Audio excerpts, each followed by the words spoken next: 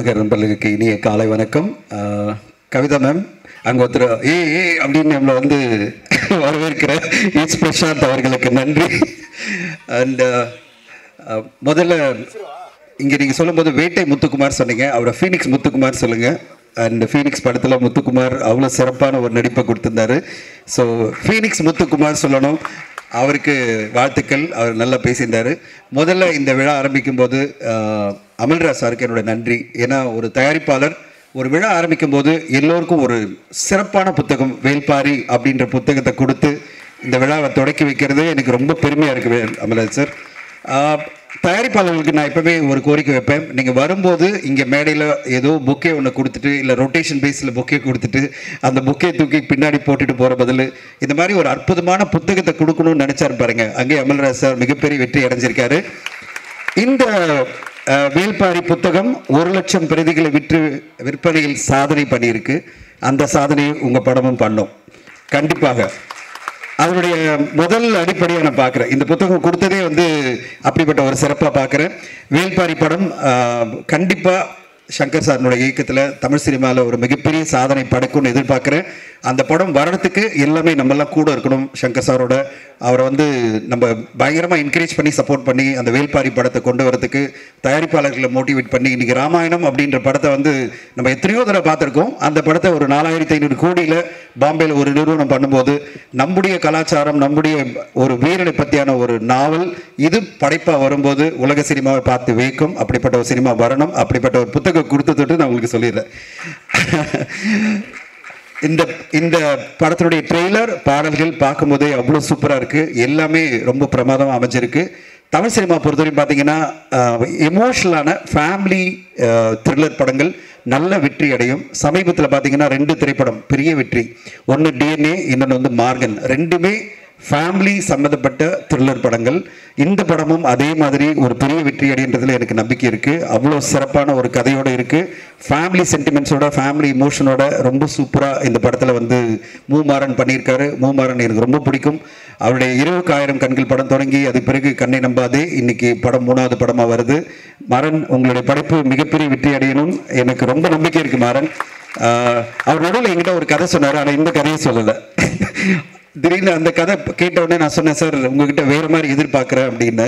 ஆனால் இந்த கதையை கொண்டு போய் அமல்ராஜ் சார் சொல்லிட்டு படம் பண்ணிட்டார். ஸோ அவ்வளோ திறமையான ஒரு இயக்குனர் படைப்பாளி. அவருடைய இயக்கத்தில் வரப்போகிற இந்த படம் கண்டிப்பாக எப்படி இந்த வருஷம் த்ரில்லர் படங்களுக்கெல்லாம் நல்ல வரவேற்பு வருதோ அந்த வரிசையில் மார்கன் DNA பிறகு ஒரு நல்ல வெற்றி படமாக பிளாக்மெயில் அமையும். அண்ட் ஜிவி சார் வந்து சம்பளமே வாங்கலை அப்படின்னு சொன்னார். இல்லை ஆஃப் சம்பளம் தான் வாங்கினேன்னு சொன்னார். தயாரிப்பாளர்கள் சார்பில் அவருக்கு நம்ம எல்லோரும் இங்கே இருக்கிற ஊடக சார்பில் அவர் வாழ்த்து சொல்லணும். அவரை மாதிரி ஒரு ப்ரொடியூசர் ஃப்ரெண்ட்லி ஆக்டரை பார்க்க முடியாது, ப்ரொடியூசர் ஃப்ரெண்ட்லி மியூசிக் டைரக்டரை பார்க்க முடியாது. எனக்கு தெரியும் அவர் வந்து ஒரு நிறுவனத்துக்கு பல படங்களுக்கு இன்னும் சம்பளம் வாங்காமே பண்ணிட்டு இருக்காரு. மியூசிக்கு பல படங்களுக்கு மியூசிக்கு நடிக்கும் சம்பளமே வாங்கலை. எனக்கு தெரியும் எந்தெந்த நிறுவனத்துக்கெல்லாம் அவர் பண்ணுறாருன்னு. எல்லா நிறுவனத்துக்கும் உங்களை பண்ணுன்னு சொல்ல முடியாது, ஏன்னா உங்களுக்கும் நிறைய டிமாண்ட் இருக்குது, பணம் டிமாண்ட் இருக்கும். ஆனால் எனக்கு ரொம்ப பிடிச்சது ஜிவி கிட்ட என்னென்னா அந்த அன்பு, தயாரிப்பாளர்கள் மேலே அன்பு அண்ட் இயக்குனர் மேலே இருக்கிற அந்த ஒரு ஃப்ரெண்ட்ஷிப். எல்லா இயக்குனர் மேலும் பயங்கரமான ஃப்ரெண்ட்ஷிப். யார்கிட்டையுமே ஒரு எனிமையே இல்லாத ஒரு ஆள் பார்க்க முடியுமா? அதாவது ஒரு எதிரியே இல்லாத ஒரு ஆளை பார்க்க முடியுமா? இங்கே சாம் அழகாக பேசினார். அதாவது இந்த கதையில் இருக்கிறது நம்ம கூடவே இருக்கிற யாராவது நம்ம துரோகம் பண்ணுவாங்கன்னு ஜிவி சாருக்கு நம்ம பண்ணவே முடியாது. அவ்வளோ சூப்பரான ஒரு நட்பு, அவ்வளோ சூப்பரான ஒரு அன்பு எல்லார் மேலேயும் வச்சிருப்பார். அதனால தான் தயாரிப்பாளர்கள்லாம் திருப்பி ஜிவி கூட மியூசிக் பண்ணணும், திருப்பி ஜிவி நடிக்கணும் அப்படின்னு ஆசைப்படுவாங்க. அந்த நேரத்தில் அவர் சம்பளம் விட்டு கொடுக்குறாரு அப்படின்றத விட நான் எப்படி சொல்வேன்னா, சார் பிஸ்னஸ் ஆனோன்னு வாங்கிங்க சார் அப்படி சொல்கிறேன். ஒரு டிஜிட்டல் வியாபாரம் ஆகிடுச்சுன்னா நீங்கள் வாங்கிக்கிங்க, இல்லை சேட்டலைட் வியாபாரம் ஆகிடுச்சுன்னா வாங்கிக்கிங்க, கண்டிப்பாக உங்களுக்கு சம்பளம் கொடுத்தாகணும். ஆனால் எல்லா நடிகர்களுக்கும் நாங்கள் வந்து தயாரிப்பாளர் சார்பில் எப்பவுமே கோரிக்கை வைக்கிறது என்னென்னா, உங்கள் சம்பளம் கண்டிப்பாக வேணுன்றதை விட பிஸ்னஸோட ஏதோ ஒரு வகையில் நீங்கள் சம்மந்தப்பட்டு நீங்கள் வாங்கிக்கிட்டீங்கன்னா ரொம்ப நல்லாயிருக்கும். நீங்கள் சார் என் படம் டிஜிட்டல் வியாபாரம் எவ்வளோ ஆகுதோ அதை எனக்கு சம்பளமாக கொடுங்கன்னு கேட்கலாம். இல்லைனா தமிழ்நாடு தியேட்டர்கள் எவ்வளோ ஆகுதோ அது அமௌண்ட் எனக்கு கொடுத்துருங்க சொல்லுங்கள். இல்லைனா சேட்டலைட் வியாபாரம் ஆச்சுன்னா எனக்கு கொடுத்துருங்க சொல்லுங்கள். இந்தி டப்பிங் ஆச்சுன்னா எனக்கு கொடுத்துருங்க சொல்லுங்கள். ஏதோ ஒரு வியாபாரத்தை லிங்க் பண்ணிக்கிட்டு உங்கள் சம்பளத்தை முழுமையாக வாங்கிட்டீங்கன்னா தயாரிப்பாளர்கள் காப்பாற்றப்படுவாங்க. ரிலீஸ்க்கு முன்னாடி டப்பிங் முன்னாடி எனக்கு மொத்த படத்தை கொடுத்துருங்க, நீங்கள் எப்படியாவது போங்க, நீங்கள் சம்பாதிக்கிறீங்களா இல்லையா அதை பற்றி எனக்கு கவலை இல்லை அப்படின்னு ஒரு நடிகர் சொல்லும்போது அவருக்கு அந்த படைப்பு மேலே எந்த ஒரு ரெஸ்பான்சிபிலிட்டி இல்லாமல் போயிடுது. ஒரு ரெஸ்பான்சிபிளான ஒரு நடிகராக எல்லாருமே இருக்கணும். சமீபத்தில் அமீர் கான் அவர்கள் ஒரு இன்டர்வியூவில் சொல்லியிருந்தார், 15 வருஷமா நான் சம்பளமே வாங்கினதில்லை என் படங்களுக்கு. என் படங்கள் வெற்றி அடையும் போது அதனுடைய லாபத்திலிருந்து தான் பங்கு எடுத்திருக்கிறேன் தவிர நான் சம்பளம் வாங்கிக்கிறதே இல்லைன்னு சொல்லிட்டு அமீர் கான் பல படங்கள் வெளி தயாரிப்பால் நடிச்சிருக்காரு. ஒரு அமீர் கான் அவ்வளோ பெரிய ஒரு மாபெரும் நடிகர். அவர் சொல்லும்போது தமிழ் சினிமாவில் இருக்கிற பல நடிகர்கள் இதை முன்னுதாரணமாக வச்சுக்கணும். நீங்கள் வந்து எப்படி சார் நம்புறது, தயாரிப்பாளர் ஏமாற்றி போயிட்டாங்கன்னா அப்படின்னா ஈஸியாக பண்ண முடியும். அக்ரிமெண்ட்ஸ் எல்லாம் நானும் சைன் பண்ணுவேன்னு சொல்ல முடியும். அதெல்லாம் பிரச்சனையே கிடையாது. இம்ப்ளிமெண்டேஷன் பண்ணுறதுலாம் இன்றைக்கி பிரச்சனையே கிடையாது. இன்றைக்கி எல்லாமே டிஜிட்டல் மயம்தான். யாருமே கேஷெல்லாம் வாங்கி பண்ண முடியாது பிஸ்னஸ் எல்லாம். அப்படி இருக்கிற ஒரு சூழ்நிலையில் பெரிய பெரிய நடிகர்லேருந்து எல்லா நடிகர்களுமே ஏதாவது ஒரு ரைட்ஸை லிங்க் பண்ணிக்கிட்டோ இல்லை ப்ராஃபிட்டில் ஷேர் வாங்கி பண்ணும்போது தமிழ் சினிமா ரொம்ப சூப்பராக இருக்கும். ஏன்னா நல்ல நல்ல படைப்புகள்லாம் வர இந்த சினிமாவில் மிகப்பெரிய தாக்கம் யாருக்கு ஏற்படுதுன்னா தயாரிப்பாளர்கள் தான். எவ்ரி வீக் பல தயாரிப்பாளர்கள் அவங்க போட்ட முதலீட்டை இழந்து போயிட்டே இருக்காங்க. அவங்க வந்து மிகப்பெரிய பேஷனோட ஒரு சினிமாவுக்கு வராங்க, ஆனால் படம் மொத்தமாக தோல்வி அடைஞ்சு எதுவுமே இல்லாமல் போயிடுறாங்க. அப்படிப்பட்ட ஒரு சூழ்நிலை வரக்கூடாதுன்னா நடிகர்கள் எல்லோருமே தயாரிப்பாளர்கள் உறுதுணையாக இருக்கணும்னு இந்த நேரத்தில் மீண்டும் கேட்டுக்கிறேன். அப்படி உறுதுணையாக இருக்கிற ஜி பிரகாஷ் அவர்களுக்கு என்னுடைய மனமார்ந்த நன்றிகளை தெரிவிச்சுக்கிறேன். அண்ட் இந்த தேஜ் அவர்கள் பேசும்போது சொன்னாங்க, ரிவ்யூவர்ஸ் எல்லாம் கொஞ்சம் கனிவாக இருங்க அப்படின்னு சொன்னாங்க. தேஜ் மேடம் கனிவாக இருக்கணும் அப்படின்னு சொல்கிறதுக்கு இந்த நேரத்தில் ஒரு சொல்லிடுறேன். இந்த மேடையில் தான் இங்கே கமலா தியேட்டரில் நடந்த ஒரு நிகழ்வில் விஷால் சார் சொன்னார், 3 நாட்கள் வந்து ரிவ்யூ பண்ணாதீங்க அப்படின்னு சொல்லிட்டு, அதாவது தியேட்டரில் ரிவ்யூ பண்ணாதீங்க அப்படின்னு. நான் அந்த விஷயத்தை வந்து கொஞ்சம் தெளிவாக சொல்ல விரும்புகிறேன். இந்த மாதிரி ரிவ்யூஸ் வரலனாலே மக்கள் வந்து படம் வந்ததான்னு கூட தெரியாது. அதனால் அது நம்ம கேட்கக்கூடாது. கண்டிப்பாக ரிவ்யூ வந்து நம்ம படத்துக்கு வேணும். நம்ம படத்துக்கு திரையரங்கிலையோ இல்லை வெளியிலையோ இல்லை எங்காவது ரிவ்யூஸ் கண்டிப்பாக வேணும். இட்ஸ் பிரசாந்த் மாதிரி மிகப்பெரிய ரிவ்யூஸ் எல்லாம் நல்லா சப்போர்ட் பண்ணி கொடுக்கணும்.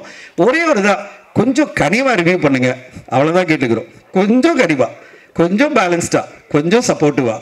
ஏன்னா ஒவ்வொரு வாரமும் 5 படங்கள் 10 படங்கள் வர இந்த தமிழ் சினிமாவை காப்பாற்ற வேண்டிய ஒரு கடமை உங்களுக்கும் இருக்கிறது.